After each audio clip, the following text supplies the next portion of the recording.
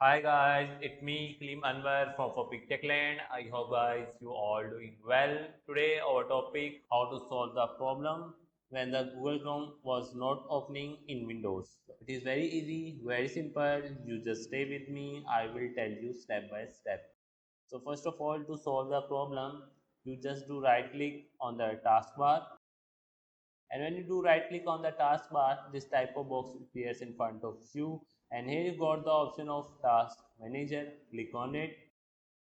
So when you do that, this type of box will appears in front of you, and here you see all of your app by, and here you got all of your other details like performance, app history, startup, user details, and services. So here you just do close the Google application which was opened by here, and then you go to details. In details, you close the Chrome extensions like that. Click on it and then end task and process like this. After that, you just close it, and then you go on the search bar. Here you search Google Google Chrome.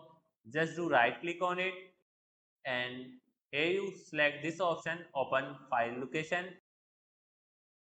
So when you do that, here was the our file, and you just do right click on it and then send to desktop, create shortcut, click on it.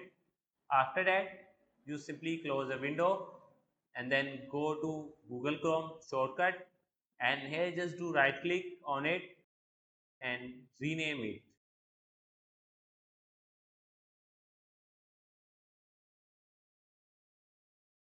Then press enter. After that, you simply close all your windows and then restart your PC to make change in your device. After that, your issue will be resolved. So I hope guys this video will be helpful for you, and if you think that this video will be informative for you, so please like this video and be subscribed my YouTube channel Topic Techland. Thanks for watching guys. See you in next video. Bye.